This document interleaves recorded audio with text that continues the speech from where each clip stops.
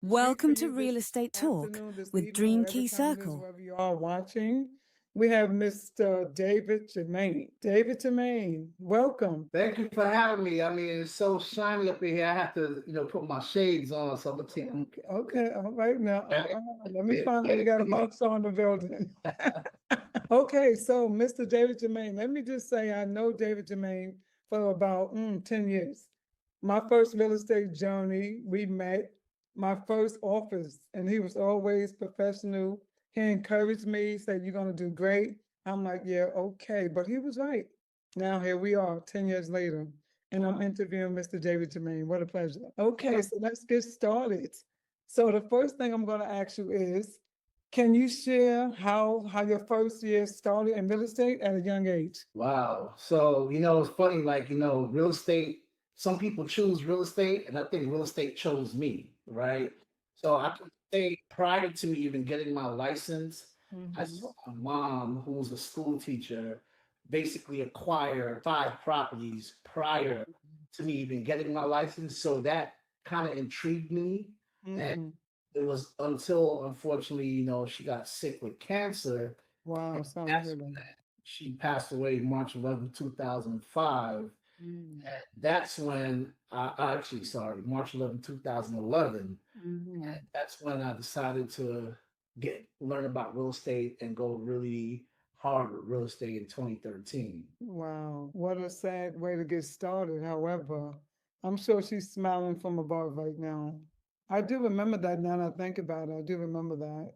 I remember going into the beautiful home that y'all shared in Yeah. Park Slope, Brooklyn, right? Yes, that was Man, there's a story behind that home, man, because when I was younger, thank God I don't look like what I've been through. I got hit by a car.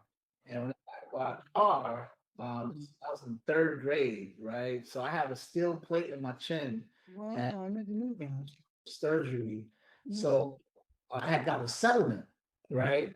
And the settlement I got was like about $100,000. Now, the Mhm. thing about it, nobody in my neighborhood, I grew up in East Flatbush, Brooklyn, shout out to all my Brooklyn heads, right? East Flatbush. And basically, nobody taught about financial literacy. So nobody taught me about money. So here I am now. I couldn't touch the money until I was 18. And when I became 18, now I have access to this money, right? And Wow. man, I just started going on a spending spree, buying a car, buying the rims, buying the system, getting jewelry, and all that crazy stuff, the hood rich stuff, right? Buying liabilities. I spent $90,000 within 3 months. Okay, $90,000. My mom said, "Boy, you're a fool. That money was supposed to be used to either buy I agree with mom. the whole thank God for her mom, right?" And she said that money was supposed to either start college or to buy a home.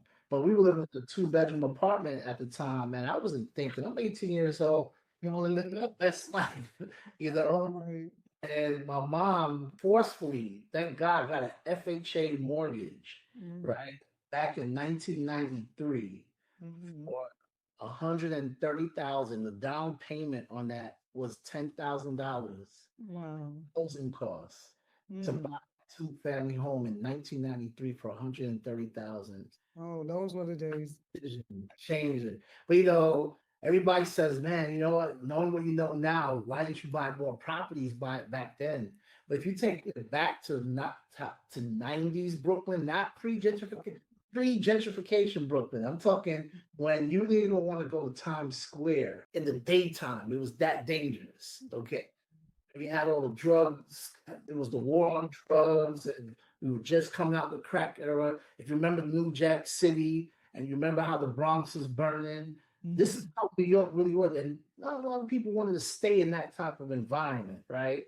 But that one decision changed everything. And one decision could set you forward 20 years, and one bad Yes. decision can set you back 20 years. That's what led to, the 5 properties that my mom acquired. So that's how I say real estate chose me. Wow, that was a good choice. Thank God. That was good. That was good. Somebody, your blessings. Yeah, I know you're a praying man, so them prayers work. That's Yeah. amazing. Yes. Uh, So looking back, what key lessons did? Well, you kind of already said that the key lessons that you learned. taught you and you're still using it now to shape, to shape your work ethics now. Like, I mean, I know years go by, you learn different things, you do different things, but I think you kind of answered that question.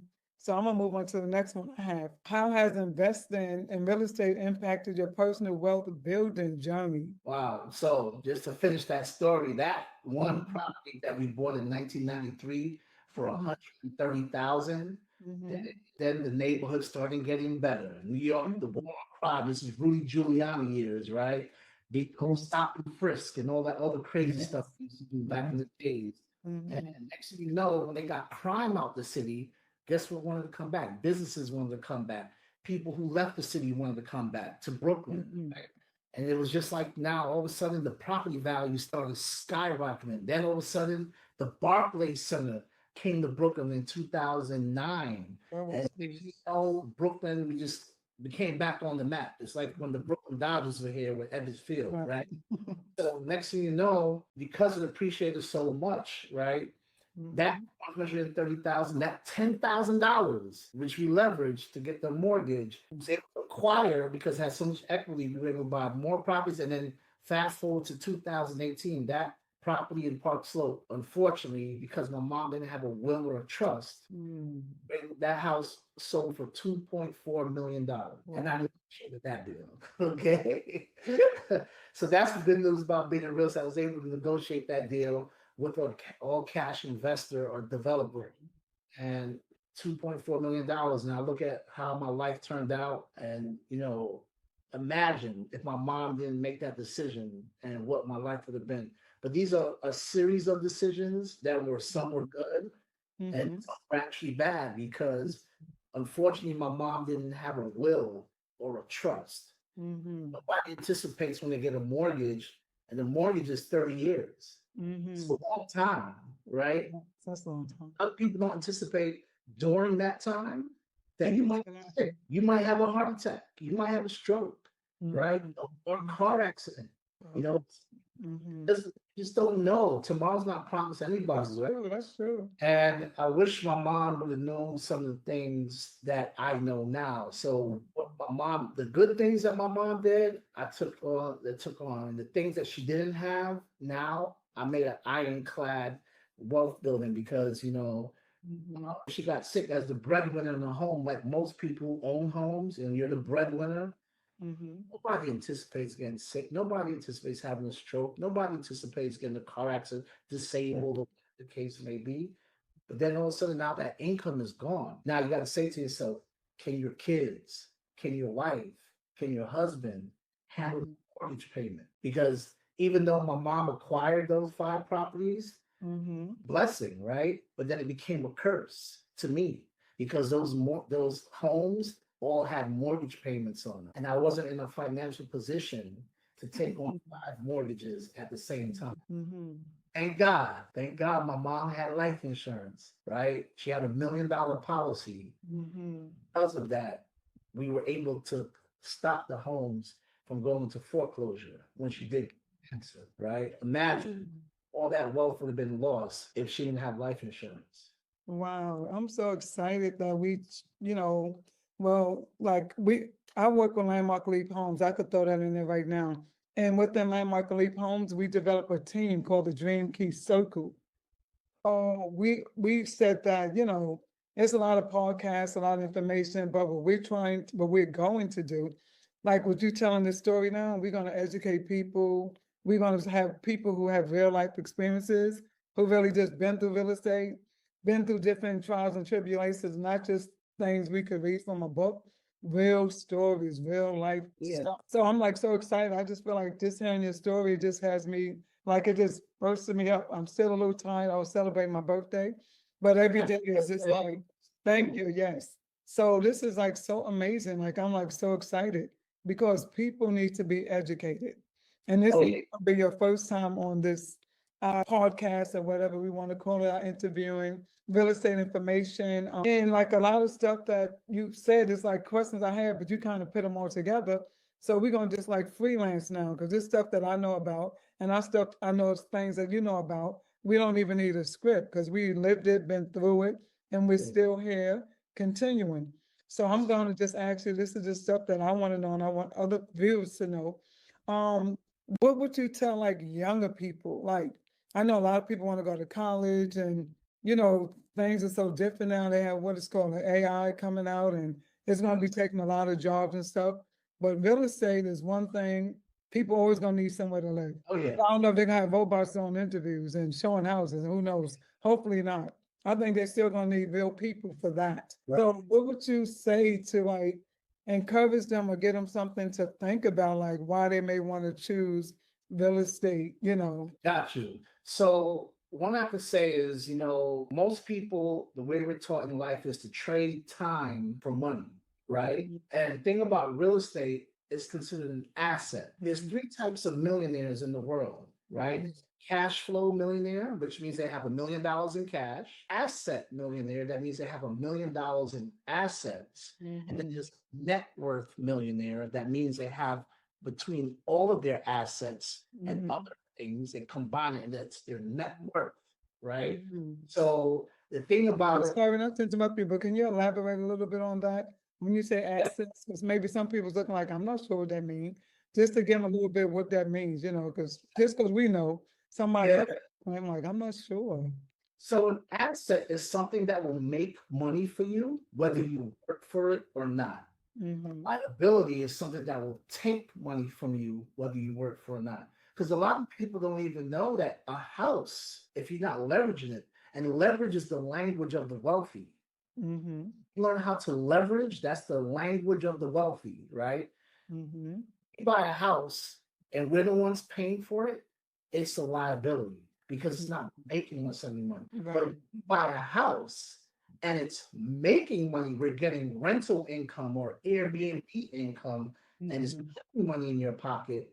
Now that house is an asset. So that's the best definition I can give you. And if you know how to buy assets that appreciate in time and put money in your pocket, the book that changed my life, Robert Kiyosaki, Rich Dad Poor Dad, right? Yes. Breaks that down, right?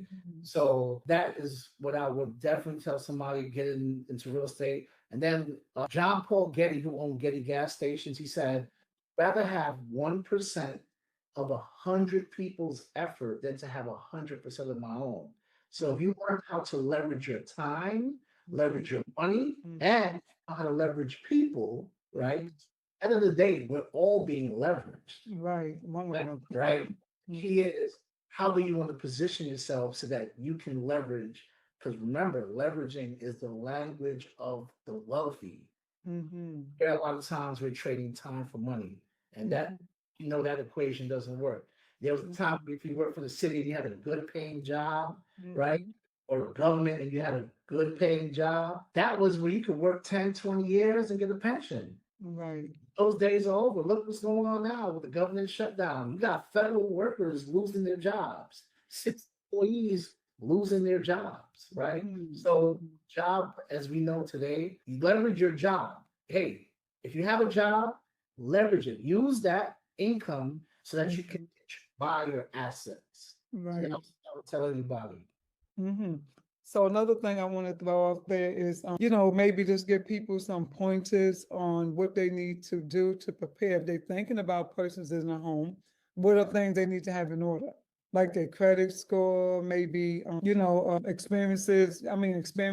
time served on jobs, a certain amount of down payment, maybe they need, just things they need to think about. We're also putting a book together too, like a little journal. So it's going to help people along the way. That will be coming up soon, guys. So you can look out for that. That's going to be from the Dream Key Circle. Yes. So I always tell people, two people. All right, I'll use an analogy. You know that me and you, we can get on the same plane, go to the same destination. Yet, even though we're sitting next to each other on the plane, pay twice as much as my ticket, vice versa. Does that make sense? But yet we're on the same plane, sitting right, because it's timing, timing, and also knowing how to basically, because maybe you bought your ticket last minute. I bought my ticket a year out or 6 months out, right? Yeah, we're on the same plane. So I tell for my buyers, if I'm telling anybody buying, It's Mhm. buying right? Understanding the finance game, understanding the mortgage, right? Don't just go with one particular bank. Look at the terms for multiple banks. Right. Based on your income, your credit, right? Because some banks may give you more favorable terms, right? Mhm. And just your bank that you've been banking with for the last 10, 20 years, right? Mhm. Some banks specialize in mortgages. And there's Right. mortgage products out there. There's something called now a DSCR loan, right? Mhm. If you're a business owner, there's so many loans out here. There's 203K loans. I mean, get to know the finance so that you buy right, because that's Right. the key to, because both two people can buy the same house. One bought it for $1 million, another person bought it for 500,000, Wow. and they're on the same block. Interesting. Yeah, so these are just some of the key things we're going to be zooming in on to help people, on their journey and just the education of it all. What they say, knowledge is power. Oh yeah. Like, A lot yeah, of people know what to do, right, but do what they know. right. So applied knowledge is power. Yes, right. That part. Yes, thank you. True, Yes. right. Because you can have a lot of knowledge, but if you don't know how to like put it in order, you can still, stumble along the way. So this is why we're Execution here. trumps knowledge. Execution trumps knowledge. Because you got a lot of people, we know we're supposed to drink water every day. We know we're supposed to work out every day. We know Yes. we're supposed to do a lot of things, but we know we're supposed to eat right. We do what we say we're gonna do, right? But we know it, right? But are we Yeah. doing what we know, right? Mhm. So that translates to a lot of things also when it comes to doing something else, whether starting a business, buying. We know what to do, but we don't do it all the time. Right. But the So, serious people, if you're really serious, that's why I say we have people who, like, I never was a person, and I'm not trying to be funny or act like I'm a little above certain people, but I don't know, just even as a little girl, I never liked the window shop. I never liked to go in the store and get that temptation. Wow, this is really nice, but maybe I don't have enough to buy it. So when I know I want something, when I go in, I know I have enough because I did my homework. I know how much it costs. I know they have my size. And I know the quality. I kind of researched it, checked out the reviews. So this is good quality. So I know when I go to Saks or, certain stores, not giving nobody no shout outs, but certain stores, quality stores, I know what I'm going to get because I did the research. So it's just like life. You have to research stuff, put yourself in the proper position to be able to make the purchase. And like you said, educate yourself. So yeah. that's what it's about. Everything is a circle. It's like the same thing no matter what it is. Whatever you apply, you have to apply yourself to what it is you want. So like I tell people to rent today, and I'm not saying anything against renters. Some people have money and they still refuse to own stuff. They don't want the headache. They say, oh, if the roof get bad, then I gotta do this, I have to do that. But listen, what if you rent in a house and this happened to some of my clients and all of a sudden you get a notice, oh, we selling the house in 3 months. Now you gotta scramble to move. So guess what? Money you probably thought you was gonna have, so now you have to spend that 3, 4 ways to move somewhere. Meanwhile, you could have that money to fix the roof and you're secure. There's nothing like coming home and that's your home. To me, it's a So good feeling. you're hitting so many buttons right now, and I want to tap in or tap root into some of those things, right? Okay. You got to think about mindset, right? Right, I guess. I think that a lot of times people subconsciously don't feel like they deserve more, right? Mhm. Settle, right? Because this is all I know. This is what my grandmother did. This is what so I was following that. Nobody in my family owned property before. So they Mhm. never had somebody role model, right? Right. It's also understanding the power of real estate, right? Mhm. Understanding. I think a lot of times we're fearful of things because we don't understand it, right? Once we understand, you break it down. Okay, well, if I buy this house for whatever price, and well, if I do FHA, I'm paying 3.5% versus paying 20%. Oh, I pay maybe 30,000 FHA, or I pay 100,000. Oh, okay. If you start breaking things down Right. understand it in their language, or Mhm. because that's where people get intimidated. That's the reason why they don't buy stocks. That's why they don't buy insurance. Mhm. That's the reason because people fear what they don't understand. So Mhm. what makes a good realtor, broker, is that you can break hard, complex things down so that Mhm. break it down in simple form so that they can Right. so they can feel educated about the decision that they're making, right? Because they feel comfortable Right. entering the situation. See, and sometimes it takes pain, like you said, the landlord having to sell the place, or maybe something happened in the family member where they pass away. Now, because of that pain, it forces them to move. Right. Mm-hmm. There's so much mentally there. Yeah, yeah. Some- Yes, because I was the first one in my family, like most of my family, younger growing up, they always had rentals. I was the first one to buy a house. I bought my first house, I think I was 29. That was a few years ago. I have a question for you. What made you, because you came from the same socioeconomic background, Right. right? Mm-hmm. Same family, Mm-hmm. but you had the mindset to want more Mm-hmm. self versus your family, right? Right. What Mm-hmm. made you go out and go want to go get it? Well, I was the first one also in my family to graduate from college. So I think sometimes it's just like I got a bachelor's degree in human services, right? So I thought I wanted to be a therapist. That was my goal going in. I said I wanted to be a family therapist. This is no lie. People knew I was in college for that. The calls that I got, the clients started coming before I even graduated. I'm like, hold up. I didn't even graduate yet. It was so bad, David, I had to turn my phone off on Sunday. People knew, do not call me on Sunday. And I didn't even want to do it anymore. I graduated. I'm like, this is how it's going to be. I don't want to do this. They burned me out before I could even get started. I'm like, I'm going to be the one on the couch.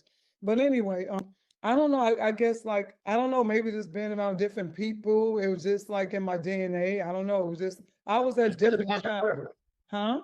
Exposure, being Yes. out, Yes. Yes. seeing things. You got to remember, some people have never even left their block, Right. That's, yeah. left their neighborhood. Mhm. Some people have never even left their city. Mhm. Right. That's true. Out there, right? Mhm. So you got exposure. I Yes. think they're showing people, hey, you can have this. You can do it. People thought I was crazy. They thought I was too young. They said, "Oh my God, you so young and you buying a house." And not only did I buy a house, it was a double duplex brownstone. Right. Like it was a like the house was so big that we needed like walkie-talkies. I could have been being hung or being, I don't know, something happening on the fourth floor. No one would hear me downstairs. I'm like, this is tough. I'm like, hello, I'm like, we need walkie-talkies or something. But it was beautiful. It was a beautiful experience. Like I loved it, like I took pride in it. And I was a teacher at the time. Wow. And they were like, oh, maybe you won't be able to get the loan, but my credit was good. I worked on the job for 4 years already. And I had a good realtor. And we still friends today. Like, we still be socializing. And I never forget, she was like, I'm gonna find you your house. And I'm like, okay. And when I went in that house, I knew that was the house. And that's another thing. When you start searching, some people need to just go out and walk in there and just go to open houses, peek in, and you'd be surprised the feeling you get. You look around, you start decorating. When I have clients and they start decorating, I'm like, yeah, this may be their house. And this is a beautiful thing though. Like now, downsize, I have a condo, but I'm still an owner. I'm looking to get an investment property at the same time. So yeah, but anyway, I don't want to take too much of your time. I know it's late. It's what's today? Tuesday. Like I said, I'm still recovering from my birthday weekend. A lot of champagne, guys. But anyway, so thank you so much, David Germain. Is there anything else you want to close with? Please have the floor back. Well, I want to say wealth is like a table, it has four legs, right? Mhm. And a lot of times we only focus on one of the four legs, right? And a lot of times we put all of our eggs in one basket. So let's just say real estate is one of those baskets, right? Mhm. But you got to remember, what happens when one of those legs is wobbly? What happens when the It's table gonna fall. fall, right? We've seen it in 2008 with the recession, right? Where real estate, you have people I knew that had hundreds of properties and they lost them all, right? Because they weren't properly positioned, right? Also, you want to have life insurance, which is another component, because in that 30 years or those properties that you buy, and then yes, you're intending to leave it for your kids or your great grandkids. But what happens if you get sick? What happens if you get hit by a drunk driver or somebody texting driving on the road, right?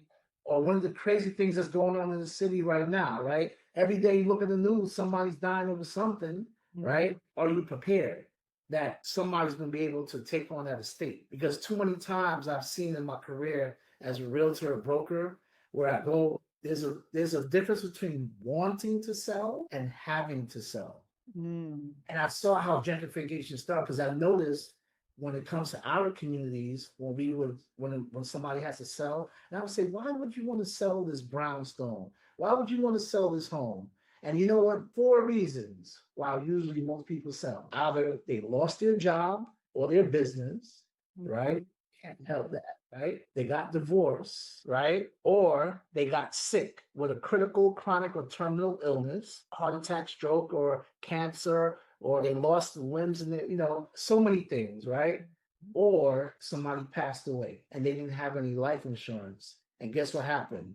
Now the home that they wanted to leave for the kids, they didn't have life insurance, they have to do a GoFundMe, or the family now has to take on that financial burden. They end up losing this $1 million home with all this equity, and now they're forced to sell because the kids don't have the capital or the money because grandma, grandpa, or mom or dad didn't have life insurance in place, and now they're right. So we don't want that to happen. I said that's why I got to this business, right, so that I can help preserve people's things. Wonderful. Okay, so that's basically what I want to leave. You want to have that wealth table, that foundation, so that your foundation is set. State life insurance, credit, right, and stuff, okay. Or Oh yeah, we're gonna talk about stocks too. That's gonna be on our next session. And there's some things I wanna even get a little more into. I have a few stocks still out here, doing okay, but I like to do some more. And we'll talk about that also with our audience, huh? got some index funds that I can help you with. Oh, yes, okay, yes. Know that you can get these type of returns through cash value life insurance, right? Mhm. That companies that can pay dividends up to six, Mhm. and you got something called IUL where you can get up to 8 and 15% compound interest. Well, Wonderful, all this. wonderful, wonderful. So you promised to come back in about maybe another 3 weeks and we could talk a little more about life insurance? Have me here, I'll be here. As our audience, I want them to get all that we can offer. And this is why I got into this, like, and let me just add this in real quick. I'm sorry. So, when I did buy that beautiful brownstone, right? So when I went into the house, it was beautiful. They had it decorated, the nice flooring, everything was brand new. But like I said, I was younger. I mean, I learned I didn't know. Like 3 weeks later, I'm in my bedroom with the umbrella. The ceiling was like, I'm like, oh my God. So, I was still on the contract or whatever with them. 90 days, anything happened, whatever, they would come back and fix it. So I'm like, it's raining in my bedroom. I'm like, y'all need to come and fix this. I said, every news reporter in New York is going to be in this house. So they came, and they was coming, they was knocking, they was banging stuff, fixing stuff. But saying all that to say, I knew I wanted to do real estate then. I wasn't an agent then, but I said, when I become an agent, I'm going to make sure my clients have the best, people working around them, get your house appraised, make sure everything is good. I said, I never want no one to experience my experience. And I tell my new agents, I mean, my new clients this story. Like I'm that honest agent. I'm gonna make sure the house is right. So when you come to Landmark Elite Homes and get one of the Dream Key Circle agents, Lord and Nikki Darling, we're gonna make sure your house is strong and ain't gonna be falling apart in 3 weeks. But anyway, that's what I'm gonna close on. Yes. All right, talk to you soon, Mr. Germain. Thank you so much. And I appreciate you.